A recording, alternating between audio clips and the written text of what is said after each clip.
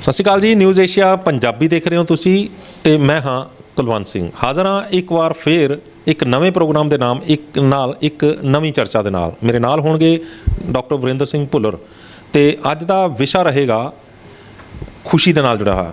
ਖੁਸ਼ੀ ਉਹ ਜਿਹਦੇ ਵਿੱਚ ਲੱਡੂ ਜਲੇਬੀਆਂ ਖਵਾਈਆਂ ਜਾਂਦੀਆਂ ਨੇ, ਖੁਸ਼ੀ ਉਹ ਜਿਹਦੇ 'ਚ ਮਿੱਠੇ ਦੀ ਗੱਲ ਹੁੰਦੀ ਹੈ।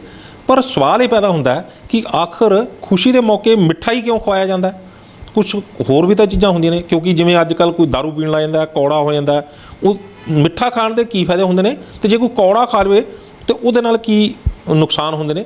ਮਿੱਠੇ ਦਾ ਚਲਨ ਖੁਸ਼ੀ ਦੇ ਮੌਕੇ ਦੇ ਉੱਤੇ ਕਿੱਥੋਂ ਚੱਲਿਆ ਅਤੇ ਉਹਦੇ ਪਿੱਛੇ ਕੋਈ ਸਾਇੰਸ ਵੀ ਹੈ, ਉਹਦੇ ਬੋਡੀ ਦੇ ਨਾਲ ਵੀ ਉਹਦਾ ਕੋਈ ਸੰਬੰਧ ਹੈ, ਜਾਂ ਫਿਰ ਇਹ ਇੱਕ ਉਹੀ ਬਣਾ ਲਿਆ ਕਿ ਕੁਛ ਮਿੱਠਾ ਹੋ ਜਾਏ। ਡਾਕਟਰ ਸਾਹਿਬ ਤੁਹਾਡਾ ਨਿਊਜ਼ ਏਸ਼ੀਆ ਪੰਜਾਬੀ ਦੇ ਬਹੁਤ ਬਹੁਤ ਸਵਾਗਤ ਹੈ ਜੀ। ਨਿਊਜ਼ ਏਸ਼ੀਆ ਪੰਜਾਬੀ ਔਰ ਸਾਰੇ ਦਰਸ਼ਕਾਂ ਨੂੰ ਮੇਰੇ ਵੱਲੋਂ ਪਿਆਰ ਭਰੀ ਸਤਿ ਸ਼੍ਰੀ ਅਕਾਲ। ਡਾਕਟਰ ਸਾਹਿਬ ਇਹ ਉਹੀ ਤਾਂ ਨਹੀਂ ਹੋਗਾ ਕਿ ਕੁਛ ਮਿੱਠਾ ਹੋ ਜਾਏ ਹਰ ਖੁਸ਼ੀ ਦੇ ਵਿੱਚ? ਇਹ ਸ਼ਰਾਬੀ ਤਾਂ ਕਹਿੰਦੇ ਕੁਛ ਕੌੜਾ ਹੋ ਜਾਏ, ਅਤੇ ਮਿੱਠੇ ਅਤੇ ਕੌੜੇ ਦੇ ਵਿੱਚ ਥੋੜ੍ਹਾ ਜਿਹਾ ਅੰਤਰ ਵੀ ਦੱਸ ਦਿਓ ਵੀ ਮਿੱਠੇ ਵਾਲੇ ਨੂੰ ਕੀ ਫਾਇਦਾ ਹੁੰਦਾ ਅਤੇ ਕੌੜੇ ਵਾਲੇ ਨੂੰ ਕੀ ਫਾਇਦਾ ਹੁੰਦਾ। ਪਹਿਲਾਂ ਤਾਂ ਇਹ ਦੱਸੋ ਵੀ ਮਿੱਠੇ ਦਾ ਚਲਨ ਜਿਹੜਾ ਉਹ ਸ਼ੁਰੂ ਕਿੱਥੋਂ ਹੋਇਆ ਹੈ? ਦੇਖੋ, ਜਦੋਂ ਵੀ ਘਰ ਦੇ ਵਿੱਚ ਕੋਈ ਖੁਸ਼ੀ ਦਾ ਸਮਾਂ ਆਉਂਦਾ, ਕੋਈ ਵੀ ਬੱਚਾ ਜਨਮ ਲੈਂਦਾ ਜਾਂ ਘਰ ਦੇ ਵਿੱਚ ਕੋਈ ਮਹੂਰਤ ਕਰਦੇ ਆ ਜਾਂ ਕਿ ਕੋਈ ਕਿਸੇ ਕਾਰੋਬਾਰ ਦੀ ਸ਼ੁਰੂਆਤ ਕਰਦੇ ਆ, ਈਵਨ ਬੱਚਾ ਜੋ ਸਕੂਲ ਜਾਣਾ ਸ਼ੁਰੂ ਕਰਦਾ ਤਾਂ ਜਦੋਂ ਬੱਚਾ ਅੱਛੇ ਨੰਬਰ ਲੈਂਦਾ ਜਾਂ ਕੋਈ ਜੋਬ 'ਤੇ ਅੱਛੀ ਪੋਜੀਸ਼ਨ 'ਤੇ ਜਾਂਦਾ ਜਾਂ ਕੋਈ ਅੱਛਾ ਕਾਰੋਬਾਰ ਚੱਲਦਾ, ਤਾਂ ਮਤਲਬ ਜਿੱਥੇ ਵੀ ਤੁਹਾਡੇ ਅੰਦਰ ਇੱਕ ਖੁਸ਼ੀ ਦਾ ਸਮਾਂ ਡਿਜ਼ਾਈਨ ਹੁੰਦਾ ਜੀਵਨ ਦੇ ਵਿੱਚ, ਉੱਥੇ ਅਸੀਂ ਮਿੱਠਾ ਜ਼ਰੂਰ ਲੈ ਕੇ ਆਉਂਦੇ ਹਾਂ। ਭਾਵੇਂ ਜ਼ਿਆਦਾ ਤਾਦਾਦ ਉਹਨਾਂ ਲੋਕਾਂ ਦੀ ਹੋ ਗਈ ਹੈ ਜਿਨ੍ਹਾਂ ਦਾ ਸ਼ੂਗਰ ਲੈਵਲ ਅੱਛਾ ਨਹੀਂ ਰਹਿੰਦਾ, ਫਿਰ ਵੀ ਸਾਡੀ ਕੋਸ਼ਿਸ਼ ਹੁੰਦੀ ਹੈ ਆਪਾਂ ਸ਼ੂਗਰ ਵਾਲੇ ਨੂੰ ਕਹਿੰਦੇ ਭਾਈ ਥੋੜ੍ਹਾ ਜਿਹਾ ਲੈ ਲਾ, ਥੋੜ੍ਹਾ ਜਿਹਾ ਖੁਸ਼ੀ ਦਾ ਮੌਕਾ ਹੈਗਾ। ਤਾਂ ਇਹਦੇ ਵਿੱਚ ਕਾਰਨ ਇਹ ਹੈਗਾ ਕਿ ਪਹਿਲੀ ਚੀਜ਼ ਹੈਗੀ ਕਿ ਮਿੱਠੇ ਦੇ ਵਿੱਚ ਨਾ ਪਹਿਲਾਂ ਲੱਡੂ ਸ਼ੇਅਰ ਕੀਤੇ ਜਾਂਦੇ ਸੀ ਔਰ ਲੱਡੂ ਹੀ ਆਫਰ ਕੀਤੇ ਜਾਂਦੇ ਸੀ। ਹੁਣ ਚਲੋ ਆ ਗਈਆਂ ਕਾਫੀ ਤਰ੍ਹਾਂ ਦੀਆਂ ਡਿਜ਼ਰਟਸ ਬਣ ਕੇ ਇਹਦੇ ਵਿੱਚ ਆ ਗਈਆਂ, ਅਲੱਗ-ਅਲੱਗ ਫਲੇਵਰ ਦੇ ਵਿੱਚ, ਅਲੱਗ-ਅਲੱਗ ਕਲਰ ਦੇ ਵਿੱਚ ਆ ਗਈਆਂ ਨੇ। ਪਰ ਜਿਹੜਾ ਇੱਕ ਨੈਚੁਰਲ ਔਰ ਹੈਲਦੀ ਜਿਹੜਾ ਮਿੱਠਾ ਹੈ ਉਹ ਲੱਡੂ ਦਾ ਹੀ ਹੈਗਾ। ਠੀਕ ਹੈ, ਉਹਦੇ ਪਿੱਛੇ ਵੀ ਇੱਕ ਸਾਇੰਸ ਹੈ ਕਿ ਨੋਰਮਲੀ ਕਿ ਪਹਿਲਾਂ ਬਾਜ਼ਾਰ ਨਹੀਂ ਹੋਇਆ ਕਰਦੇ ਸੀ, ਮਾਰਕੀਟ ਨਹੀਂ ਹੋਇਆ ਕਰਦੀ ਸੀ, ਔਰ ਲੋਕਾਂ ਦੀ ਆਦਤ ਬਾਜ਼ਾਰ ਜਾ ਕੇ ਕੁਝ ਖਰੀਦਣ ਦੀ ਨਹੀਂ ਹੁੰਦੀ ਸੀ।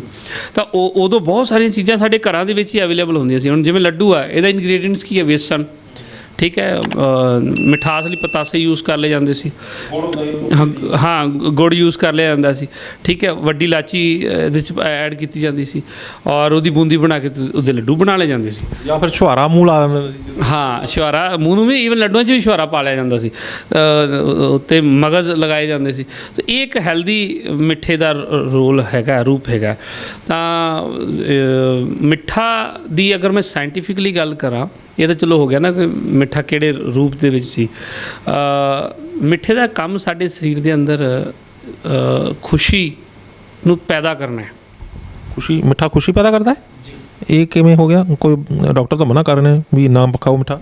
ਨਹੀਂ, ਆਰਟੀਫਿਸ਼ੀਅਲ ਜਿਹੜਾ ਮਿੱਠਾ ਹੈ ਜਾਂ ਕੋਈ ਸਿੰਥੈਟਿਕ ਮਿੱਠਾ ਹੈ ਉਹ ਤਾਂ ਹਾਰਮਫੁਲ ਹੈ। ਮੈਂ ਨੈਚੁਰਲ ਮਿੱਠੇ ਦੀ ਗੱਲ ਕਰ ਰਿਹਾ, ਠੀਕ ਹੈ। ਉਹ ਨੈਚੁਰਲ ਮਿੱਠਾ ਇਕੱਲਾ ਲੱਡੂ 'ਚ ਨਹੀਂ, ਉਹ ਕੇਲੇ 'ਚ ਵੀ ਹੈ। ਆਪਾਂ ਫਰੂਟੋਸ ਕਹਿੰਦੇ ਕੀ ਹੁੰਦਾ, ਕਿਹੜੀ ਭਾਸ਼ਾ 'ਚ? ਉਹ ਜੇ ਆਪਾਂ ਸ਼ੂਗਰ ਲੈਂਦੇ ਹਾਂ ਉਹਦੇ ਸਕਰੋਜ਼ ਬਣਦੀ ਹੈਗੀ ਹੈ, ਜੇ ਆਪਾਂ ਫਰੂਟਸ ਲੈਂਦੇ ਹਾਂ ਤਾਂ ਫਰੂਟੋਜ਼ ਬਣਦੀ ਹੈਗੀ ਹੈ।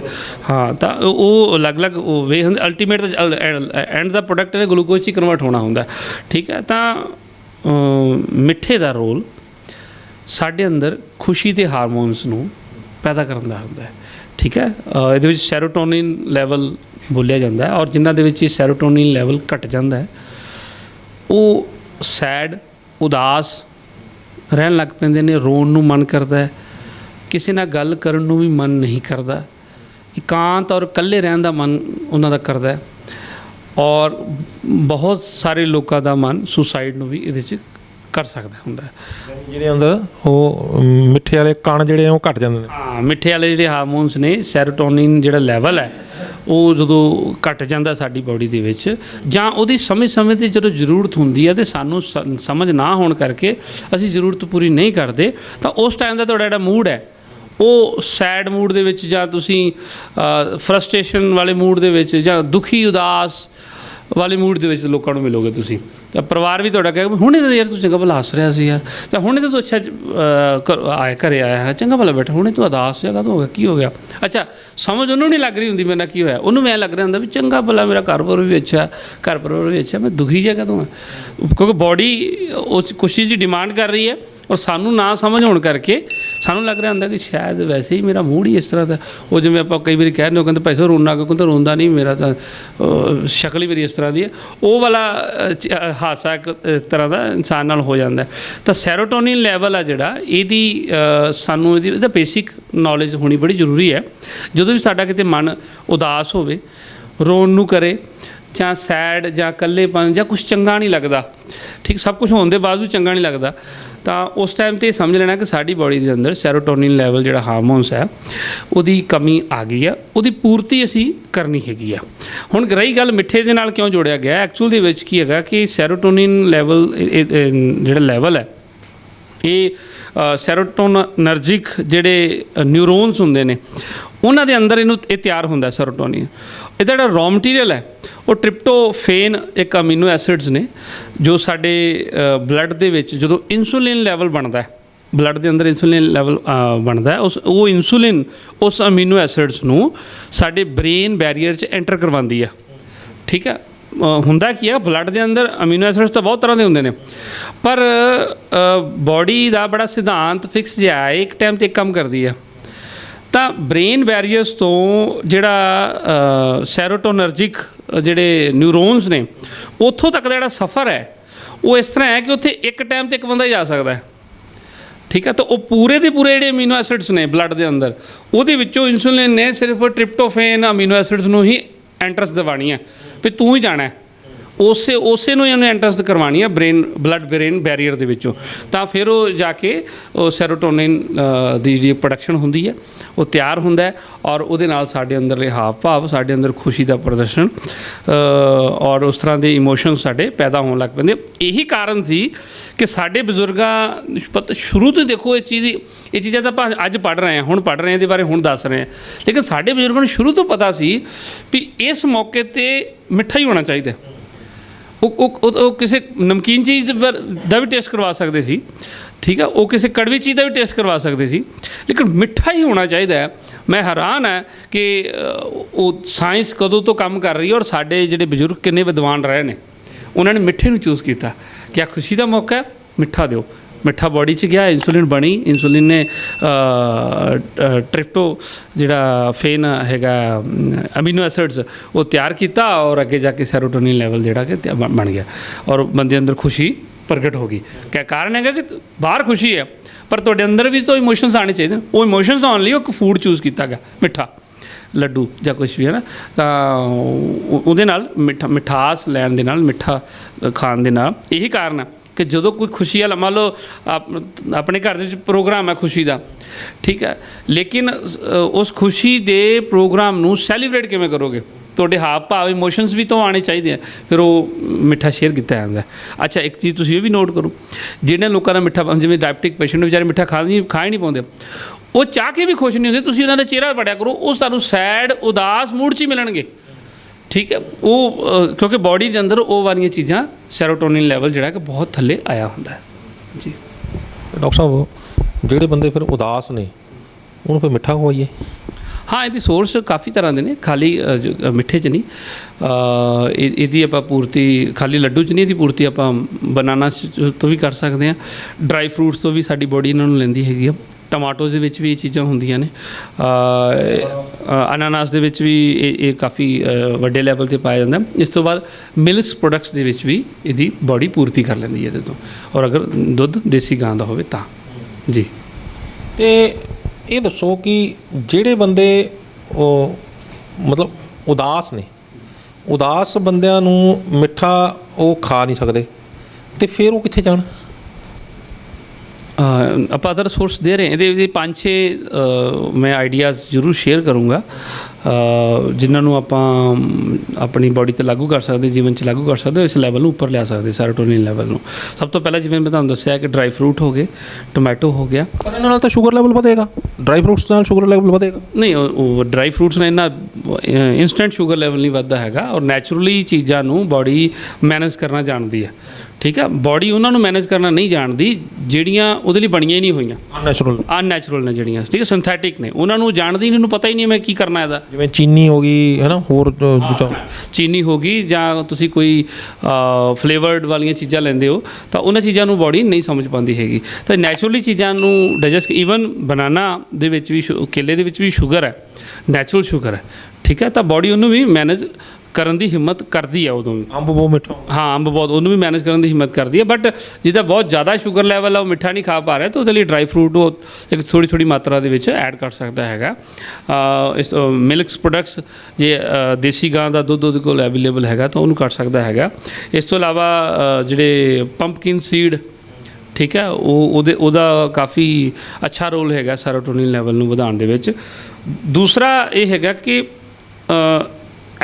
ਅਗਰ ਅਸੀਂ ਪੋਜ਼ੀਟਿਵ ਥਾਟ ਦੀਆਂ ਬੁੱਕਸ, ਪੋਜ਼ੀਟਿਵ ਥਾਟਸ ਵਾਲੇ ਲੋਕਾਂ ਨੂੰ ਸੁਣਨਾ ਸ਼ੁਰੂ ਕਰਦੇ ਹਾਂ ਤਾਂ ਵੀ ਸਾਡੇ ਅੰਦਰ ਇਹ ਸੈਰੋਟੋਨਿਨ ਲੈਵਲ ਉੱਪਰ ਆਉਂਦਾ ਹੈ।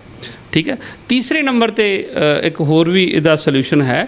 ਐਂਡੋਰਫਿਨ ਨਾਮ ਦਾ ਜਿਹੜਾ ਹਾਰਮੋਨਸ ਹੈ, ਉਹ ਸਾਡੀ ਬਾਡੀ 'ਚ ਉਦੋਂ ਬਣਦਾ ਹੈਗਾ ਜਦੋਂ ਅਸੀਂ ਕੋਈ ਫਿਜ਼ੀਕਲੀ ਐਕਟੀਵਿਟੀ ਕਰਦੇ ਹਾਂ।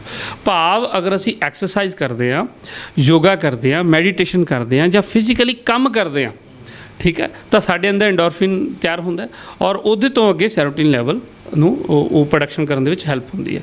ਠੀਕ ਹੈ, ਚੌਥੇ ਨੰਬਰ ਦੇ ਉੱਤੇ ਇਹ ਆ ਜਾਂਦਾ ਹੈਗਾ ਜਿਹੜੇ ਫ੍ਰੀ ਰੈਡੀਕਲਸ ਜਦੋਂ ਬਣਦੇ ਨੇ, ਜਿਵੇਂ ਸਟ੍ਰੈਸ ਲੈਵਲ ਸਾਡੇ ਅੰਦਰ ਆਉਂਦਾ ਤਾਂ ਫ੍ਰੀ ਰੈਡੀਕਲਸ ਜ਼ਿਆਦਾ ਇਕੱਠੇ ਹੋ ਜਾਂਦੇ, ਉਹਦਾ ਤੋੜ ਵਾਸਤੇ ਐਂਟੀਆਕਸੀਡੈਂਟ ਦਾ ਵੀ ਆਪਾਂ ਸੇਵਨ ਜ਼ਿਆਦਾ ਕਰ ਸਕਦੇ ਹਾਂ। ਉਦਾਹਰਨ ਦੇ ਤੌਰ 'ਤੇ ਜਿੰਨੇ ਵੀ ਤਰ੍ਹਾਂ ਦੀਆਂ ਬੇਰੀਜ਼ ਨੇ, ਠੀਕ ਹੈ, ਆਪਾਂ ਲਾਸਟ ਵੀਡੀਓ ਵੀ ਕੀਤੀ ਸੀ ਬੇਰੀਜ਼ ਵਾਲੇ ਜੂਸ ਦੇ ਉੱਤੇ, ਉਹਦੇ 'ਚ ਐਂਟੀਆਕਸੀਡੈਂਟ ਲੈਵਲ ਅੱਛਾ ਹੁੰਦਾ, ਤਾਂ ਉਹ ਵੀ ਸੈਰੋਟੋਨਿਨ ਲੈਵਲ ਨੂੰ ਵਧਾਉਣ ਦੇ ਵਿੱਚ ਸਰੀਰ ਦੀ ਮਦਦ ਕਰਦੀਆਂ ਨੇ। ਇਸ ਤੋਂ ਇਲਾਵਾ ਜਿਹੜੀ ਟਮਾਟੋ ਹੋ ਗਿਆ, ਆਪਾਂ ਗੱਲ ਕੀਤੀ ਹੈਗੀ ਆ, ਔਰ ਕਲਰਫੁਲ ਜਿਹੜੇ ਫਰੂਟ ਨੇ, ਇਹਨਾਂ ਸਾਰਿਆਂ ਦੇ ਵਿੱਚ ਐਂਟੀਆਕਸੀਡੈਂਟ ਲੈਵਲ ਅੱਛਾ ਹੁੰਦਾ ਔਰ ਉੱਥੋਂ ਸਾਡਾ ਸਰੀਰ ਸੈਰੋਟੋਨਿਨ ਲੈਵਲ ਨੂੰ ਵਧਾਉਣ ਦੇ ਵਿੱਚ ਕਾਫੀ ਉਹਨੂੰ ਹੈਲਪ ਮਿਲਦੀ ਹੈਗੀ ਆ। ਔਰ ਅਸੀਂ ਖੁਸ਼ੀ, ਆਪਣੇ ਚਿਹਰੇ 'ਤੇ ਖੁਸ਼ੀ, ਆਪਣੇ ਜੀਵਨ 'ਚ ਖੁਸ਼ੀ ਨੂੰ ਸਟੋਰ ਕਰਕੇ ਰੱਖ ਸਕਦੇ ਹਾਂ। ਅੱਜ ਸਟੋਰ ਕਰਨ ਲਈ ਸਾਡੇ ਕੋਲ ਖੁਸ਼ੀ ਹੈ ਨਹੀਂ, ਸਟੋਰ ਕਿੱਥੋਂ ਕਰੀਏ, ਕਿਉਂਕਿ ਸਾਡੇ ਕੋਲ ਰॉ ਮਟੀਰੀਅਲ ਨਹੀਂ, ਅਸੀਂ ਬਾਡੀ ਨੂੰ ਨਹੀਂ ਦੇ ਪਾ ਰਹੇ। ਠੀਕ ਹੈ, ਤਾਂ ਇਹ ਚੀਜ਼ ਨੇ, ਔਰ ਤਾਂ ਹੀ ਸਾਡੇ ਬਜ਼ੁਰਗਾਂ ਨੇ ਇਸ ਚੀਜ਼ ਨੂੰ ਸਾਡੀ ਆਦਤ ਦਾ ਹਿੱਸਾ ਬਣਾਇਆ ਕਿ ਖਾਣਾ ਖਾਣ ਤੋਂ ਬਾਅਦ ਵੀ ਕੁਛ ਮਿੱਠਾ, ਭਾਵ ਗੁੜ ਹੋਣਾ ਚਾਹੀਦਾ। ਤਾਂ ਅਸੀਂ ਗੁੜ ਵੀ ਖਾਂਦੇ ਹਾਂ ਤਾਂ ਉਹਦੇ 'ਚ ਵੀ ਸਾਡੀ ਬਾਡੀ ਨੂੰ ਮਿੱਠਾ ਮਿਲਦਾ। ਡਾਕਟਰ ਸਾਹਿਬ, ਜਿਹੜੇ ਬੰਦਿਆਂ ਨੂੰ ਸ਼ੂਗਰ ਹੈ ਉਹ ਤਾਂ ਬਹੁਤ ਖੁਸ਼ ਹੋਣੇ ਚਾਹੀਦੇ ਨੇ, ਹਰ ਟਾਈਮ ਖੁਸ਼ ਰਹਿਣੀ ਚਾਹੀਦੀ, ਕਿਉਂਕਿ ਉਹਦੇ ਅੰਦਰ ਤਾਂ ਮਿੱਠਾ ਬਹੁਤ ਜ਼ਿਆਦਾ, ਉਹਦੇ ਅੰਦਰ ਤਾਂ ਇਨਸੂਲਿਨ ਹੈ ਹੀ ਜ਼ਿਆਦਾ ਬਣ ਰਹੀ ਹੈ, ਅਤੇ ਫਿਰ ਉਹ ਕਿਉਂ, ਉਹ ਤਾਂ ਬਿਮਾਰ ਹੁੰਦੇ ਨੇ, ਤਾਂ ਦੁਖੀ ਰਹਿੰਦੇ ਨੇ? ਨਹੀਂ, ਉਹ ਇੱਕ ਹਾਈਪਰ ਐਕਟੀਵਿਟੀ ਹੈ ਬਾਡੀ ਦੀ, ਔਰ ਹਾਈਪਰ ਐਕਟੀਵਿਟੀ ਦੇ ਵਿੱਚ ਬਾਡੀ ਆਪਣੇ ਨੈਚੁਰਲ ਕੰਮ ਨਹੀਂ ਕਰ ਪਾਉਂਦੀ ਨਾ। ਠੀਕ ਆ, ਉਹਦੇ 'ਚ ਅਗਰ ਇਨਸੂਲਿਨ ਦਾ ਲੈਵਲ ਬਹੁਤ ਜ਼ਿਆਦਾ ਵੱਧ ਰਿਹਾ ਤਾਂ ਉਹਨੂੰ ਭੁੱਖ ਵੀ ਬਹੁਤ ਜ਼ਿਆਦਾ ਲੱਗਦੀ ਹੈ ਪੇਸ਼ੈਂਟ ਨੂੰ। ਅਗਰ ਭੁੱਖ ਜ਼ਿਆਦਾ ਲੱਗ ਰਹੀ ਹੈ ਤਾਂ ਹਾਰਟ ਨੂੰ ਜ਼ਿਆਦਾ ਕੰਮ ਕਰਨਾ ਪੈ ਰਿਹਾ, ਕਿਡਨੀ ਨੂੰ, ਲੀਵਰ ਨੂੰ ਜ਼ਿਆਦਾ ਕੰਮ ਕਰਨਾ ਪੈ ਰਿਹਾ, ਤਾਂ ਹੀ ਤੁਹਾਨੂੰ ਕਿਡਨੀ ਫੇਲੀਅਰ ਹੋ ਜਾਂਦਾ ਉਹਨਾਂ ਦਾ, ਅੱਗੇ ਜਾ ਕੇ ਆਈਸਾਈਟ ਵੀਕ ਹੋ ਜਾਂਦੀਆਂ ਨੇ, ਬਲੱਡ ਸਰਕੂਲੇਸ਼ਨ। ਤਾਂ ਹਾਈਪਰ ਐਕਟੀਵਿਟੀ ਕਿਸੇ ਵੀ ਚੀਜ਼ ਦੀ ਹੈ, ਉਹ ਪ੍ਰੋਬਲਮ ਕ੍ਰੀਏਟ ਕਰਦੀ ਹੈ। ਉੱਥੇ ਬਾਡੀ ਇੱਕ ਨਾਰਮਲ ਪੋਜੀਸ਼ਨ 'ਚ ਕੰਮ ਨਹੀਂ ਨਾ ਕਰ ਰਹੀ ਹੁੰਦੀ। ਬਾਡੀ ਨੂੰ ਦੇ ਅੰਦਰ ਜਿੰਨੇ ਵੀ ਔਰਗਨਸ ਨੇ ਉਹ ਇੱਕ ਐਕਸੈਸ ਆਪਦੀ એનર્ਜੀ ਯੂਜ਼ ਕਰ ਰਹੇ ਨੇ। ਤਾਂ ਜਿਹੜੀ ਇੱਕ ਨਿਊਟਰਲ એનર્ਜੀ ਹੁੰਦੀ ਜਿਹਨੂੰ ਬਾਡੀ ਨੇ ਯੂਜ਼ ਕਰਕੇ ਆਪਣੇ ਆਪ ਨੂੰ ਬੈਲੈਂਸ ਕਰੀ ਰੱਖਣਾ ਹੁੰਦਾ, ਉਹ ਨਹੀਂ ਹੋ ਰਹੀਆਂ। ਔਰ ਕਿਸੇ ਚੀਜ਼ ਨੂੰ ਇੱਕ ਲਿਮਟਿਡ ਮਾਤਰਾ 'ਚ ਬਣਾਉਣਾ ਜਾਂ ਜਿੰਨੀ ਚਾਹੀਦੀ ਹੈ ਉਨੀ ਬਣਾਉਣਾ, ਉਹ ਇੱਕ ਬਾਡੀ ਆਪਣੇ ਨੈਚੁਰਲ ਲੈਵਲ 'ਚ ਜਾ ਕੇ ਕਰਦੀ ਹੈ। ਹਾਈਪਰ ਐਕਟੀਵਿਟੀ ਦੇ ਵਿੱਚ ਉਹ ਕਰ ਹੀ ਨਹੀਂ ਪਾਉਂਦੀ, ਕਿਉਂਕਿ ਬਾਡੀ ਦੇ ਬਹੁਤ ਸਾਰੀ ਇਮਿਊਨਿਟੀ ਕਿਤੇ ਹੋਰ ਖਰਚ ਕੀਤੀ ਜਾ ਰਹੀ ਹੁੰਦੀ ਹੈ ਬਾਡੀ ਦੁਆਰਾ। ਤਾਂ ਅਗਰ ਕੋਈ ਡਾਇਬਟਿਕ ਪੇਸ਼ੈਂਟ ਹੈ ਤਾਂ ਉਹਦੀ ਅੰਦਰ ਇਨਸੂਲਿਨ ਲੈਵਲ ਅਗਰ ਵੱਧਦਾ ਹੈ ਤਾਂ ਉਹਦੀ ਹਾਰਟ ਨੂੰ, ਉਹਦੀ ਕਿਡਨੀ ਨੂੰ ਬਚਾਉਣ ਵਾਸਤੇ ਨਾਲ ਸਿੰਥੈਟਿਕ ਉਸ ਤਰ੍ਹਾਂ ਦੀਆਂ ਚੀਜ਼ਾਂ ਵੀ, ਉਹਨੂੰ ਟੈਬਲੇਟ ਵੀ, ਫਾਰਮਾਸਿਊਟੀਕਲ ਟੈਬਲੇਟਸ ਵੀ ਲੈਣੀਆਂ ਪੈਂਦੀਆਂ ਨੇ, ਜਿਹਦੇ ਸਾਈਡ ਇਫੈਕਟਸ ਦੀ ਵਜ੍ਹਾ ਨਾਲ ਬਾਡੀ ਦੀ ਜਿਹੜੀ ਆਪਣੀ ਇਮਿਊਨਿਟੀ ਹੈ ਔਰ ਨਰਵਸ ਸਿਸਟਮ ਹੈ ਉਹ ਕਾਫੀ ਹਾਈਪੋ ਐਕਟੀਵਿਟੀ 'ਚ ਵੀ ਬਾਅਦ 'ਚ ਚਲੇ ਜਾਂਦਾ, ਜਿੱਥੇ ਜਾ ਕੇ ਬਾਡੀ ਦਾ ਆਪਣਾ ਜਿਹੜਾ ਨੈਚੁਰਲ ਵਰਕ ਆ ਉਹ ਇੰਬੈਲੈਂਸ ਹੋ ਜਾਂਦਾ। ਤਾਂ ਉੱਥੇ ਨਹੀਂ ਕਰ ਪਾਉਂਦੀ ਇਹਨਾਂ ਚੀਜ਼ਾਂ ਨੂੰ। ਸਾਹਿਬ, ਪੁਰਾਣੇ ਜ਼ਮਾਨੇ 'ਚ ਤਾਂ ਕਹਿੰਦੇ ਸੀ ਵੀ ਕੁਛ ਮਿੱਠਾ ਹੋ ਜਾਏ, ਅੱਜ ਕੱਲ੍ਹ ਕਹਿੰਦੇ ਵਿੱਚ ਕੁਛ ਕੌੜਾ ਹੋ ਜਾਏ, ਦਾਰੂ ਪੀਂਦੇ ਨੇ, ਤੇ ਇੱਕ ਇਹ ਰਿਵਾਜ ਫਿਰ ਕਿੱਧਰ ਨੂੰ ਜਾ ਰਿਹਾ ਹੈ? ਕੁਝ ਬੋਡੀ ਨੂੰ ਕੋਈ ਸਮਝ ਆ ਰਹੀ ਹੈ ਇਸ ਚੀਜ਼ ਦੀ, ਜਾਂ ਕੋਈ ਹੱਸ ਖੁਸ਼ ਹੋ, ਪਰ ਦਾਰੂ ਪੀ ਕੇ ਵੀ ਲੋਕੀ ਬੜੇ ਖੁਸ਼ ਹੋ ਜਾਂਦੇ ਨੇ, ਉਹ ਕੀ ਕਿਹੜਾ ਇਨਸੂਲਿਨ ਜਾਰੀ ਹੁੰਦਾ ਉਹਦੇ ਬੋਡੀ ਨੂੰ? ਨਹੀਂ ਉਹ ਤਾਂ ਚੀਜ਼ ਐਡ ਕੀਤੀ ਗਈ ਨਾ, ਸਵਾਦ ਵਾਲੇ ਲੋਕਾਂ ਨੇ ਐਡ ਕਰ ਲਿਆ ਆਪਦੀ ਮਰਜ਼ੀ ਨਾਲ। ਦਾਰੂ ਪੀ ਕੇ ਮੈਂ ਲੋਕਾਂ ਨੂੰ ਬੜਕਾ ਮਾਰੇ ਦੇਖਿਆ, ਖੁਸ਼ ਹੁੰਦੇ ਦੇਖਿਆ, ਉਹ ਕਿਹੜਾ ਹਾਰਮੋਨ ਹੋ ਜਾਂਦਾ ਰਿਲੀਜ਼? ਐਕਚੁਅਲ ਦੇ ਵਿੱਚ ਲਾਸਟ ਵੀ ਆਪਾਂ ਇੱਕ ਵੀਡੀਓ ਦੇ ਵਿੱਚ ਇਹਦੇ ਉੱਤੇ ਡਿਸਕਸ਼ਨ ਕੀਤੀ ਸੀ ਕਿ ਜਦੋਂ ਆਪਾਂ ਦਾਰੂ ਪੀਂਦੇ ਹਾਂ ਨਾ ਤਾਂ ਸਾਡਾ ਜਿਹੜਾ ਥੈਲੇਮਸ ਗਲੈਂਡ ਹੈ ਉਹ ਸੌਂ ਜਾਂਦਾ, ਔਰ ਥੈਲੇਮਸ ਗਲੈਂਡ ਦਾ ਕੰਮ ਹੁੰਦਾ ਤੁਹਾਨੂੰ ਬਾਹਰੀ ਜਾਣਕਾਰੀ ਦੇਣਾ, ਠੀਕ ਹੈ, ਤੁਹਾਡੇ ਬਾਹਰ ਇਸ ਬੋਡੀ ਦੇ ਬਾਹਰ ਤੁਹਾਡੇ ਆਲੇ ਦੁਆਲੇ ਕੀ ਹੋ ਰਿਹਾ ਉਹਦੀ ਸੈਂਸ ਪ੍ਰੋਵਾਈਡ ਕਰਵਾਉਣਾ, ਉਹਦੀ ਇਨਫੋਰਮੇਸ਼ਨ ਦੇਣਾ। ਹੁਣ ਜਦੋਂ ਉਹ 'ਤੇ ਸੌਂ ਗਿਆ ਅਤੇ ਇਸੇ ਕਰਕੇ ਸ਼ਰਾਬੀ ਨੂੰ ਪਤਾ ਹੀ ਨਹੀਂ ਹੁੰਦਾ ਮੇਰੇ ਬਾਹਰ ਕੀ ਚੱਲ ਰਿਹਾ। ਸ਼ਰਾਬੀ ਕਦੇ ਵੀ ਥਾਣੇ ਦੇ ਬਾਹਰ ਜਾ ਕੇ ਨਹੀਂ ਗੜਬੜ ਕਰਦਾ, ਥਾਣੇ ਦੇ ਬਾਹਰ ਜਾ ਕੇ ਸਿੱਧਾ ਖਲੋ ਕੇ ਸਿੱਧਾ ਹੋ ਕੇ ਲੰਘ ਜਾਂਦਾ, ਉਦੋਂ ਉਹਨੂੰ ਕਿਵੇਂ ਸਮਝ ਆ ਜਾਂਦੀ ਹੈ ਵੀ ਉਹ ਇੱਥੋਂ ਗੜਬੜ ਕਰਕੇ ਨਹੀਂ ਲੰਘਣਾ ਤੇ ਕੁੱਟ ਪਏਗੀ? ਨਹੀਂ ਥਾਣੇ ਦੇ ਬਾਹਰ ਦਾ ਮਤਲਬ ਉੱਥੇ ਉਹ ਤਾਂ ਆਲਰੇਡੀ ਇੱਕ ਉਹਦੇ ਸਬਕੌਂਸ਼ੀਅਸ ਮਾਈਂਡ ਨੂੰ ਉਸ ਡਰ ਦਾ ਪਤਾ ਹੁੰਦਾ, ਠੀਕ ਹੈ, ਤਾਂ ਉਹ ਉਹਨੂੰ ਜਗਾਉਂਦਾ ਵੀ ਭਾਈ ਸਾਹਿਬ ਇੱਥੇ ਨਾ ਬੋਲੀ, ਇੱਥੇ ਨਾ ਬੋਲੀ, ਬਹੁਤ ਪੈਣੀ ਹੈ ਤੇਰੇ, ਠੀਕ ਹੈ। ਪਰ ਇਹ ਵੀ ਸੱਚਾਈ ਹੈਗੀ ਹੈ ਕਿ ਬਹੁਤ ਜ਼ਿਆਦਾ ਪੀਤੀ ਹੋਏਗੀ ਥਾਣੇ ਦੇ ਬਾਹਰ ਵੀ ਬੜਕਾ ਮਾਰ ਦੇਗਾ, ਤਾਂ ਉਹਦਾ ਜਿਹੜਾ ਥੈਲੇਮਸ ਗਲੈਂਡ ਹੈ ਉਹ ਸੁੱਤਾ ਹੋਇਆ, ਉਹਨੇ ਉਹਨੂੰ ਨਹੀਂ ਦੱਸਣਾ। ਉਹ ਜਦੋਂ ਉਹਦੇ ਰਾਤ ਨੂੰ ਠੁੱਕ ਗਈਆਂ, ਸੁਬਾਹ ਸੈਰੀਬਰਲ ਜਿਹੜਾ ਥੈਲੇਮਸ ਗਲੈਂਡ ਦਾ ਇੱਕ ਪਹਿਲਾ ਹਿੱਸਾ ਆ ਜਾਂਦਾ ਹੈ ਬ੍ਰੇਨ ਦੇ ਫਰੰਟ ਲੋਬ ਦਾ, ਤਾਂ ਜਿਹੜਾ ਸੈਰੀਬਰਲ ਹੈ ਉਹ ਸੁਬਾਹ ਉਹਨੂੰ ਇਨਫੋਰਮੇਸ਼ਨ ਦਿੰਦਾ ਥੈਲੇਮਸ ਨੂੰ, ਭਾਈ ਸਾਹਿਬ ਤੇਰੇ ਰਾਤੀ ਪਈਆਂ ਸੀ ਤੇ ਠੁਕੀਆਂ ਚੰਗੀ ਤਰ੍ਹਾਂ। ਤਾਂ ਫਿਰ ਉਹ ਕਹਿੰਦਾ ਉਹ ਰਾਤੀ ਗਲਤੀ ਹੋ ਗਈ, ਆਪਾਂ ਬੰਦੇ ਨੂੰ ਗਲਤ ਬੋਲ ਬੈਠੇ, ਆਪਾਂ ਜਾਂ ਉਹ ਬੰਦੇ ਨਾਲ ਗਲਤ ਵਿਵਹਾਰ ਕਰ ਬੈਠੇ। ਅੱਛਾ ਤੁਸੀਂ ਦੇਖਿਓ ਸੁਬਾਹ ਉੱਠ ਕੇ ਫਿਰ ਬੰਦਾ ਮਾਫੀ ਮੰਗਣ ਨੂੰ ਜਾਂਦਾ, ਭਾਈ ਸਾਹਿਬ ਮਾਫੀ, ਰਾਤੀ ਯਾਰ ਖਾਧੀ ਪੀਤੀ ਪਤਾ ਨਹੀਂ ਲੱਗਿਆ, ਮੈਨੂੰ ਅੱਜ ਹੀ ਸੁਬਾਹ ਦੱਸਿਆ ਸਾਰਿਆਂ ਨੇ ਵੀ ਰਾਤੀ ਮੈਂ ਆਹ ਕੰਮ ਕੀਤਾ, ਮੈਨੂੰ ਤਾਂ ਆਪ ਬਹੁਤ ਸ਼ਰਮ ਆ ਰਹੀ। ਤਾਂ ਇਸ ਤਰ੍ਹਾਂ ਦਾ ਕੰਮ ਕਰਨਾ ਹੀ ਕਿਉਂਕਿ ਸੁਬਾਹ ਮਾਫੀ ਮੰਗਣੀ ਪੈਣੀ, ਸ਼ਰਮ ਆਵੇ ਤਾਂ ਸਰੀਰ ਫਿਰ ਉਹ ਚੀਜ਼ ਆ ਗਈ ਨਾ, ਕਿਉਂਕਿ ਉਹ ਹਾਈਪਰ ਐਕਟੀਵਿਟੀ ਆ ਗਈ। ਜਦੋਂ ਅਸੀਂ ਉਸ ਚੀਜ਼ ਨੂੰ ਅਲਕੋਹਲ ਨੂੰ ਲਿਆ ਤਾਂ ਉਹਨੇ ਅੰਦਰ ਜਿਹੜੀ ਇੱਕ ਸਟੀਮੂਲੇਟ ਕਰਤਾ ਬਹੁਤ ਸਾਰੀਆਂ ਚੀਜ਼ਾਂ ਨੂੰ। ਬਟ ਇਹ ਇੱਥੇ ਨਾਲ ਇਹ ਵੀ ਤਾਂ ਹੈ ਨਾ, ਜਿਹੜੀ ਅਲਕੋਹਲ ਹੈ ਇਹ ਵੀ ਜਿਹੜੀ ਹੈ ਆਪਣੀ ਸ਼ੂਗਰ ਲੈਵਲ ਵਧਾਉਂਦੀ ਹੈ, ਤੇ ਇਹ ਖੁਸ਼ੀ ਵਧਾਉਣ ਦਾ ਕਾਰਨ ਇਹ ਵੀ ਹੋ ਜਾਂਦਾ ਵੀ ਜਿਹੜਾ ਬੜਕਾ ਮਾਰ ਲਾਇਆ। ਸ਼ੂਗਰ ਲੈਵਲ ਤਾਂ ਵਧਾਉਂਦੀ ਲੇਕਿਨ ਕੁੱਟ ਵੀ ਪਾਉਂਦੀ ਹੈ, ਤਾਂ ਸਾਈਡ ਇਫੈਕਟਸ ਨੇ। ਇਹ ਚੀਜ਼ਾਂ ਆਈ ਥਿੰਕ ਅੱਛੇ ਕੰਮ ਲਈ ਨਹੀਂ ਬਣੀਆਂ, ਇਸੇ ਕਰਕੇ ਇਹ ਦੇਵਤਿਆਂ ਨਹੀਂ ਰਾਖਸ਼ਾਂ ਦੀ ਹਿੱਸੇ ਆਈਆਂ ਸੀ, ਠੀਕ ਹੈ। ਇਸ ਤੋਂ ਇਲਾਵਾ ਹੁਣ ਇਹ ਜਾਂਦਿਆਂ ਨੇ ਇਹ ਵੀ ਦੱਸ ਦਿਓ ਕਿ ਜਿਹੜਾ ਮਿੱਠਾ ਹੈਗਾ ਉਹ ਕਿੰਨੀ ਕੁ ਮਾਤਰਾ 'ਚ ਖਾਵੇ ਤੇ ਬੰਦਾ ਖੁਸ਼ ਰਹਿ ਜਾਏਗਾ, ਤੇ ਉਸ ਤੋਂ ਜ਼ਿਆਦਾ ਮਾਤਰਾ 'ਚ ਖਾ ਲਿਆ, ਕਿਉਂਕਿ ਖੁਸ਼ ਹੋਣ ਲਈ ਜਿਹੜਾ ਉਹ ਕਿੰਨਾ ਕੁ ਮਿੱਠਾ ਖਾਣਾ ਚਾਹੀਦਾ, ਤਾਂ ਕਿ ਇਹ ਨਾ ਹੋਵੇ ਕੋਈ ਬੰਦਾ ਜਿਹੜਾ ਉਹ ਡੱਬਾ ਲੈਂਦਾ ਤਾਂ ਉਹ ਸਾਰਾ ਮਿੱਠਾ ਆਪ ਹੀ ਖਾ ਜਾਵੇ ਵੀ ਮੈਂ ਬਹੁਤ ਖੁਸ਼ ਹਾਂ ਜੀ ਅੱਜ, ਤੇ ਆਹ ਦੇਖੋ ਜੀ ਮੈਂ ਸਾਰਾ ਡੱਬਾ ਖਾ ਗਿਆ, ਤੇ ਉਸ ਤੋਂ ਬਾਅਦ ਫਿਰ ਉਹ ਵੀ ਥੋੜ੍ਹਾ ਜਿਹਾ ਜਾਣਕਾਰੀ ਦੇ ਦਿਓ। ਅਸਲ ਵਿੱਚ ਮਿੱਠਾ ਉਨਾ ਟਾਈਮ ਹੀ ਖਾਓ ਜਿੰਨਾ ਟਾਈਮ ਤੁਹਾਨੂੰ ਉਹ ਮਿੱਠਾ ਲੱਗੇ। ਹਮੇਸ਼ਾ ਜਦੋਂ ਆਪਾਂ ਗੁਲਾਬ ਜਾਮੁਨ ਵੀ ਖਾਂਦੇ ਹਾਂ ਨਾ, ਤਾਂ ਪਹਿਲੇ ਗੁਲਾਬ ਜਾਮੁਨ ਦਾ ਜੋ ਟੇਸਟ ਹੈ ਉਹ ਦੂਸਰੇ ਦਾ ਨਹੀਂ ਹੁੰਦਾ, ਤੇ ਜੇ ਦੂਸਰੇ ਦਾ ਜੋ ਹੈ ਤੀਸਰੇ ਦਾ ਨਹੀਂ ਹੁੰਦਾ। ਤਾਂ ਕਹਿਣ ਦਾ ਮਤਲਬ ਤਿੰਨਾਂ ਦੀ ਮਿਠਾਸ ਬਣਾਉਣ ਵਾਲੇ ਨੇ ਸੇਮ ਬਣਾਈ ਹੈ, ਪਰ ਤੁਹਾਡੀ ਬਾਡੀ ਉਹਨੂੰ ਤਿੰਨ ਅਲੱਗ-ਅਲੱਗ ਕੈਟਾਗਰੀ 'ਚ ਅਸੈਪਟ ਕਰ ਰਹੀ ਹੈ। ਤਾਂ ਤੁਸੀਂ ਇਸ ਚੀਜ਼ ਦੀ ਸੈਂਸ ਸਾਨੂੰ ਹੋਣੀ ਚਾਹੀਦੀ ਵੀ ਸਭ ਤੋਂ ਜ਼ਿਆਦਾ ਉਹ ਟੇਸਟ ਜਿੰਨਾ ਟਾਈਮ ਲੱਗ ਰਿਹਾ ਉਹਨਾਂ ਟਾਈਮ ਖਾ ਲਓ। ਜਦੋਂ ਉਹਦੇ ਟੇਸਟ 'ਚ ਗਿਰਾਵਟ ਆ ਗਈ ਸਮਝ ਲਓ ਹੁਣ ਮੇਰੀ ਬੋਡੀ ਨੂੰ ਇਹਦੀ ਜ਼ਰੂਰਤ ਨਹੀਂ। ਇਹ ਸਭ ਤੋਂ ਸਹੀ ਮੈਜ਼ਰਮੈਂਟ ਹੈ, ਸਹੀ ਮਾਪਦੰਡ ਹੈ, ਠੀਕ ਹੈ। ਜਦੋਂ ਤੁਹਾਨੂੰ ਲੱਗੇ ਵੀ ਹੁਣ ਪਿਛਲੇ ਬਾਈਟ ਨਾਲੋਂ ਅਗਲੀ ਬਾਈਟ ਮੈਨੂੰ ਟੇਸਟੀ ਨਹੀਂ ਲੱਗੀ, ਤਾਂ ਇਹਦਾ ਮਤਲਬ ਤੁਹਾਡੇ ਸਰੀਰ ਨੂੰ ਇਸ ਤੋਂ ਜ਼ਿਆਦਾ ਨਹੀਂ ਚਾਹੀਦਾ ਹੈਗਾ। ਮਤਲਬ ਹੁਣ ਹੋਰ ਜ਼ਿਆਦਾ ਖੁਸ਼ੀ ਬਰਦਾਸ਼ਤ ਨਹੀਂ ਹੋਣੀ ਸਰੀਰ। ਹਾਂ, ਜੇ ਉਹ ਖੁਸ਼ੀ ਨਹੀਂ ਹੋਏਗੀ ਉਹ ਸਰੀਰ ਦੇ ਲਈ ਇੱਕ ਮੁਸੀਬਤ ਬਣ ਸਕਦੀ ਹੈ ਬਾਅਦ ਦੇ ਵਿੱਚ, ਜਿਹਨੂੰ ਬਾਡੀ ਡਾਈਜੈਸਟ ਨਹੀਂ ਕਰ ਪਾਉਂਦੀ। ਹਾਂ, ਨੈਚੁਰਲ ਮਿੱਠਾ ਜਿਹੜਾ ਹੁੰਦਾ, ਜਿਵੇਂ ਆਪਾਂ ਫਰੂਟਸ ਦੀ ਗੱਲ ਕਰਦੇ ਹਾਂ, ਫਰੂਟਸ ਦੇ DIP ਡਾਈਟ ਵੀ ਦੇ ਬਾਰੇ ਵੀ ਆਪਾਂ ਜ਼ਿਕਰ ਕਰਦੇ ਹਾਂ। DIP ਡਾਈਟ ਆਪਾਂ ਰਿਕਮੈਂਡ ਵੀ ਕਰਦੇ ਹਾਂ। ਹੁਣ ਉਹਦੇ 'ਚ ਪੇਸ਼ੈਂਟ 700 ਗ੍ਰਾਮ, ਕੋਈ 800 ਗ੍ਰਾਮ, 900 ਗ੍ਰਾਮ ਫਰੂਟਸ ਲੈਂਦਾ, ਉਹਦੇ 'ਚ ਵੀ ਤਾਂ ਮਿੱਠਾ ਹੈ, ਠੀਕ ਹੈ, ਲੇਕਿਨ ਉਹ ਨੈਚੁਰਲ ਹੈ ਤੇ ਔਰ ਬਾਡੀ ਨੂੰ ਈਜ਼ੀ ਸਮਝਦੀ ਹੈ, ਡਾਈਜੈਸਟ ਕਰਦੀ ਹੈਗੀ। ਬਟ ਉਸ ਨੂੰ 800 ਗ੍ਰਾਮ ਨੂੰ ਜੇ ਤੁਸੀਂ 2400 ਗ੍ਰਾਮ 'ਚ ਕਨਵਰਟ ਕਰ ਦੋਗੇ ਤਾਂ ਬਾਡੀ ਲਈ ਤਾਂ ਉਹ ਮੁਸੀਬਤ ਆ ਗਈ ਨਾ। ਸੋ ਇਸੇ ਤਰੀਕੇ ਨਾਲ ਹਰ ਚੀਜ਼ ਉਸ ਲਿਮਿਟ ਤੱਕ ਖਾਓ ਜਿੰਨੀ ਲਿਮਿਟ ਤੱਕ ਤੁਹਾਡੀ ਬਾਡੀ ਨੂੰ ਲੈ ਸਕਦੀ। ਨੈਚੁਰਲ ਚੀਜ਼ਾਂ ਦੇ ਵਿੱਚ ਬੜਾ ਈਜ਼ੀ ਮੈਜ਼ਰਮੈਂਟ ਔਰ ਮਾਪਦੰਡ ਇਹੀ ਹੈ ਕਿ ਜਦੋਂ ਪਹਿਲੀ ਬਾਈਟ ਤੋਂ ਦੂਸਰੀ ਬਾਈਟ ਟੇਸਟ ਤੁਹਾਡਾ ਘਟਣਾ ਸ਼ੁਰੂ ਹੋ ਜਾਵੇ, ਉਹਨੂੰ ਛੱਡ ਦਿਓ, ਕੁਇਟ ਕਰ ਦਿਓ। ਤੁਹਾਡੀ ਬਾਡੀ ਉਹਨੂੰ ਉਸ ਤੋਂ ਜ਼ਿਆਦਾ ਲੈਣ ਲਈ ਤਿਆਰ ਨਹੀਂ ਹੈ। ਤਾਂ ਕੁਦਰਤ ਨੇ ਵੀ ਆਪਣੇ ਇੱਕ ਸੈਂਸਰ ਲਗਾਏ ਹੋਏ ਨੇ, ਤਾਂ ਟੇਸਟ ਦੇ ਵਿੱਚ ਟੇਸਟ ਬਰਡਸ ਨੇ ਸਾਡੇ, ਉਹ ਵੀ ਸੈਂਸਰ ਦਾ ਕੰਮ ਕਰਦੇ ਨੇ। ਉਹੀ ਕਹਿ ਰਿਹਾ ਵੀ ਜੇ ਮਿੱਠਾ ਜਿਹੜਾ ਹੈ ਉਹ ਖੁਸ਼ੀ ਜਿਹੜੀ ਹੈ ਉਹ ਥੋੜ੍ਹੀ ਜਿਹੀ ਖਾਣ ਵਾਲੀ ਜਿਹੜੀ ਆਪਾਂ ਉਨੀ ਕੁ ਜ਼ਰੂਰਤ ਹੁੰਦੀ ਹੈ, ਜੇ ਜ਼ਿਆਦਾ ਖਾਵਾਂਗੇ ਬਾਡੀ ਨੂੰ ਉਨੀ ਖੁਸ਼ੀ ਬਰਦਾਸ਼ਤ ਨਹੀਂ ਹੁੰਦੀ। ਹਾਂ, ਬਰਦਾਸ਼ਤ ਨਹੀਂ, ਕਈਆਂ ਨੂੰ ਆਦਤ ਨਹੀਂ ਹੁੰਦੀ ਖੁਸ਼ੀ ਲੈਣ ਦੀ, ਕਈ ਵਾਰੀ ਉਹ ਬਿਮਾਰ ਹੋ ਜਾਂਦੇ ਨੇ। ਜ਼ਿਆਦਾ ਖੁਸ਼ੀ 'ਚ ਵੀ ਲੋਕ ਬਿਮਾਰ ਹੋਏ, ਜ਼ਿਆਦਾ ਖੁਸ਼ੀ 'ਚ ਵੀ ਬੇਹੋਸ਼ ਹੋ ਜਾਂਦੇ ਨੇ, ਜ਼ਿਆਦਾ ਖੁਸ਼ੀ 'ਚ ਵੀ ਚੱਕਰ ਆਉਂਦਾ, ਜ਼ਿਆਦਾ ਖੁਸ਼ੀ 'ਚ ਵੀ ਹਾਰਟ ਅਟੈਕ ਆਉਂਦਾ। ਉਹਦੇ ਪਿੱਛੇ ਦੇ ਕਾਰਨ ਇਹੀ ਹੁੰਦੇ ਨੇ ਵੀ ਜ਼ਿਆਦਾ ਖਾ ਗਿਆ ਬੰਦਾ, ਤਾਂ ਉਹ ਸਰੀਰ ਲਈ ਮੁਸੀਬਤ ਬਣ ਗਈ ਉਹ ਚੀਜ਼। ਜੀ। ਔਰ ਡਾਕਟਰ ਸਾਹਿਬ ਤੁਸੀਂ ਖੁਸ਼ੀ ਸੰਬੰਧੀ ਇੰਨੀ ਪੁਰਾਤਨ ਜਾਣਕਾਰੀ ਤੁਸੀਂ ਕੱਢ ਕੇ ਲਿਆਂਦੀ ਕਿ ਜਿਹੜਾ ਮਿੱਠਾ ਖਵਾਉਣ ਦਾ ਖੁਸ਼ੀ ਦੇ ਮੌਕੇ ਉਹਦੇ ਪਿੱਛੇ ਦੇ ਕਾਰਨ ਕੀ ਸੀਗੇ, ਬਾਡੀ ਦੀ ਸਾਇੰਸ ਕੀ ਕਹਿੰਦੀ ਹੈ ਮਿੱਠਾ ਖਵਾਉਣ ਦੇ ਸੰਬੰਧ ਦੇ ਵਿੱਚ ਜਦੋਂ ਖੁਸ਼ੀ ਦੇ ਮੌਕੇ ਦੇ ਉੱਤੇ, ਤੇ ਜਿਹੜਾ ਕੌੜਾ ਖਵਾਉਂਦੇ ਨੇ ਤੇ ਉਹਨਾਂ ਦੇ ਪਿੱਛੇ ਜੁੱਤੀਆਂ ਪੈਣ ਦੇ ਕੀ ਕਾਰਨ ਹੁੰਦੇ ਨੇ, ਉਹ ਕਿਉਂਕਿ ਪਤਾ ਨਹੀਂ ਲੱਗਦਾ। ਬਾਡੀ ਦੇ ਥੈਲਮਸ ਜਿਹੜਾ ਗਲੈਂਡ ਹੈਗਾ ਉਹ ਸਮਝ ਜਿਹੜੀ ਉਹ ਬੁੱਧੀ ਮਾਰ ਦਿੰਦਾ, ਤੇ ਉਹਦੇ ਪਿੱਛੇ ਦੇ ਵੀ ਤੁਸੀਂ ਕਾਰਨ ਦੱਸੇ ਨੇ ਵੀ ਜੁੱਤੀਆਂ ਕਿਉਂ ਪੈਂਦੀਆਂ ਨੇ। ਖੁਸ਼ੀ ਦੇ ਵਿੱਚ ਕਿੰਨਾ ਕੁ ਮਿੱਠਾ ਖਾਣਾ ਚਾਹੀਦਾ, ਮਿੱਠਾ ਖਾ ਕੇ ਬੰਦੇ ਨੂੰ ਜਿਹੜਾ ਉਹ ਕਿੰਨੀ ਕੁ ਦੇਰ ਜੇ ਜਿਹੜਾ ਉਹਦੇ ਵਿੱਚ ਉਹਨੂੰ ਖੁਸ਼ੀ ਜਿਹੜੀ ਹੈ ਉਹਦੇ 'ਚ ਬਰਦਾਸ਼ਤ ਹੋਏਗੀ, ਜੇ ਗੰਦ ਪਾਉਣ ਲੱਗ ਜਾਏਗਾ ਤਾਂ ਫਿਰ ਕੰਮ ਖਰਾਬ ਹੋ ਜਾਏਗਾ। ਬਹੁਤ ਬਹੁਤ ਧੰਨਵਾਦ। ਥੈਂਕ ਯੂ ਜੀ, ਨਿਊਜ਼ੀਸ਼ਨ ਪੰਜਾਬੀ ਸਾਰੇ ਦਰਸ਼ਕਾਂ ਦਾ ਬਹੁਤ ਬਹੁਤ ਧੰਨਵਾਦ। ਬਹੁਤ ਸ਼ੁਕਰੀਆ। ਸੋ ਇਹ ਸਨ ਡਾਕਟਰ ਵਰਿੰਦਰ ਸਿੰਘ ਭੁੱਲਰ ਜਿਨ੍ਹਾਂ ਨੇ ਸਾਨੂੰ ਜਾਣਕਾਰੀ ਦਿੱਤੀ ਹੈ ਕਿ ਖੁਸ਼ੀ ਦੇ ਮੌਕੇ ਮਿੱਠਾ ਕਿਉਂ ਖਵਾਇਆ ਜਾਂਦਾ, ਮਿੱਠਾ ਖਵਾਉਣ ਦਾ ਚਲਨ ਕਿੱਥੋਂ ਪੈਦਾ ਹੋਇਆ ਖੁਸ਼ੀ ਦੇ ਮੌਕੇ, ਤੇ ਮਿੱਠਾ ਬਾਡੀ ਦੇ ਅੰਦਰ ਜਦੋਂ ਜਾਂਦਾ ਖੁਸ਼ੀ ਦੇ ਮੌਕੇ ਉਹ ਕਿਹੜੇ ਹਾਰਮੋਨਸ ਪੈਦਾ ਕਰਦਾ, ਉਹ ਹਾਰਮੋਨਸ ਪੈਦਾ ਹੋ ਕੇ ਅੱਗੇ ਬਾਡੀ ਦੇ ਕਿਹੜੇ ਹਿੱਸੇ 'ਤੇ ਜਾ ਕੇ ਕੀ ਹੋਰ ਅੱਗੇ ਰਿਐਕਟ ਕਰਦੇ ਨੇ ਜਿਹਦੇ ਨਾਲ ਬੰਦਾ ਖੁਸ਼ ਹੋ ਜਾਂਦਾ। ਤੇ ਜਿਹੜੇ ਕੌੜਾ ਖਾਣ ਦੇ, ਜਿਹੜੇ ਕੌੜਾ ਪੀਣ ਦੇ, ਦਾਰੂ ਪੀਣ ਦੇ ਜਿਹੜੇ ਸ਼ੌਕੀਨ ਨੇ ਮਿੱਠੇ ਦੇ ਜਿਹੜਾ ਖੁਸ਼ੀ ਦੇ ਮੌਕੇ ਦੇ ਉੱਤੇ, ਤੇ ਉਹਨਾਂ ਦੇ ਪਿੱਛੇ ਦੇ ਸੋਚ ਕੀ ਹੁੰਦੀ ਹੈ ਤੇ ਅੱਗੇ ਚੱਲ ਕੇ ਉਹਦੇ ਨੁਕਸਾਨ ਕੀ ਹੁੰਦੇ ਨੇ। ਬਾਡੀ ਤਾਂ ਖਰਾਬ ਹੁੰਦੀ ਹੈ, ਉਹਦੇ ਨਾਲ ਜਿਹੜੇ ਅੱਗੇ ਕਿਹੜੀ ਚੀਜ਼ ਜਿਹੜੀ ਆ ਉਹ ਮੱਤ ਮਾਰ ਦਿੰਦੀ ਹੈ ਜਿਹੜੀ ਬੰਦੇ ਨੂੰ ਪਤਾ ਨਹੀਂ ਲੱਗਦਾ ਤੇ ਅੱਗੇ ਜੁੱਤੀਆਂ ਖਾ ਬੈਠਦਾ। ਸੋ ਕੁੱਲ ਮਿਲਾ ਕੇ ਮਿੱਠੇ ਦੇ ਪਿੱਛੇ ਦੀ ਸਾਇੰਸ ਜਿਹੜੀ ਆ ਉਹ ਅੱਜ ਪੂਰੀ ਖੋਲ੍ਹ ਕੇ ਰੱਖ ਦਿੱਤੀ ਹੈ। ਸੋ ਤੁਹਾਨੂੰ ਇਹ ਗੱਲਬਾਤ ਕਿਵੇਂ ਲੱਗੀ, ਆਪਣੀ ਰਾਏ ਸਾਨੂੰ ਸਾਡੇ ਕਮੈਂਟ ਬਾਕਸ 'ਚ ਜ਼ਰੂਰ ਦੇਣਾ।